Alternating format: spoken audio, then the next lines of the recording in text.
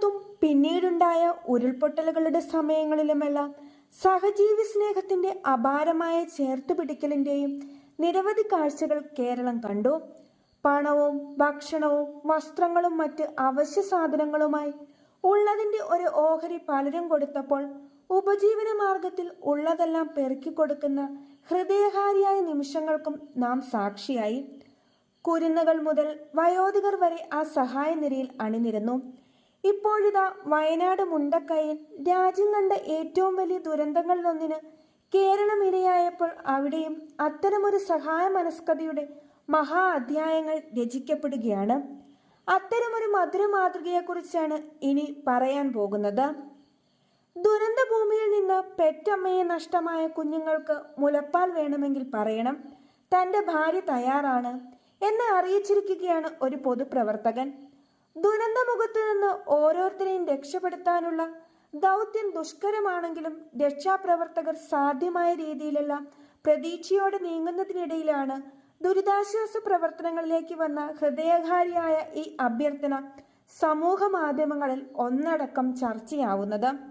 ചെറിയ കുട്ടികൾക്ക് മുലപ്പാൽ ആവശ്യമുണ്ടെങ്കിൽ അറിയിക്കണേ, എൻ്റെ ഭാര്യ റെഡിയാണ് എന്നാണ് ഒരു പൊതുപ്രവർത്തകനിൽ ഒരാളിൽ വാട്സപ്പ് സന്ദേശമായി സന്നദ്ധ പ്രവർത്തകരെ അറിയിച്ചത്. സന്ദേശം പൊതുപ്രവർത്തകന്റെ പേര് മറച്ച് സമൂഹ മാധ്യമങ്ങളിൽ പ്രത്യക്ഷപ്പെട്ടതോടെ അഭിനന്ദനം അറിയിച്ചും സന്തോഷം പങ്കിട്ടും നിരവധി പേരാണ് രംഗത്തെത്തുന്നത്. ചേർത്ത് പിടിക്കലിന്റെ ഇത്തരം മനുഷ്യരുള്ള നമ്മുടെ നാട് എവിടെയും തോൽക്കില്ല എന്നാണ് എല്ലാവരും പറയുന്നത്. ഇവരെ പോലെയുള്ളവർ ജീവിച്ചിരിക്കുന്ന കാലത്തോളം ഒരു ദുരന്തത്തിനും നമ്മെ തോൽപ്പിക്കാനാവില്ല. സമാനതകളില്ലാത്ത ഹൃദയ ഐക്യം കേരളത്തിന്റെ കൈമുതലാണ്. കഷ്ടപ്പാടിന്റെ വേദനകൾ അറിഞ്ഞ വാക്കുകൾ. ഇതാണ് കേരളം. നമുക്ക് അഭിമാനിക്കാം ആ സഹോദരിയെയും സഹോദരനെയും കുറിച്ചോർത്ത്. പ്രളയത്തെ പോലും തോൽപ്പിക്കുന്ന ചേർത്തുവെപ്പ്. ദൈവം അനുഗ്രഹിക്കട്ടെ എന്നൊക്കെയാണ് ആളുകൾ കമന്റിലൂടെ അറിയിക്കുന്നത്. ഇത്തരത്തിൽ വൻ കയ്യടിയാണ് ആ യുവതിയെയും ഭർത്താവിനെയും ചേർത്ത് നിർത്തിക്കൊണ്ട് സൈബർ. അതേസമയം കണ്ണീർ കാഴ്ചയിൽ വയനാട് വിറങ്ങലിക്കുകയാണ്. ഉരുൾപൊട്ടലിൽ മരണസംഖ്യ അനുനിമിഷം ഉയരുകയാണ്. ഏറ്റവും അവസാനം പുറത്തുവരുന്ന റിപ്പോർട്ട് അനുസരിച്ച് 245-ലധികം ആളുകളാണ് ഇതുവരെ മരണപ്പെട്ടത്. സന്തോഷകരമായ വസ്തുത, ഈ ആപത്ഘട്ടത്തിലും 1592 പേരെ രക്ഷിക്കാനായി എന്നതാണ്.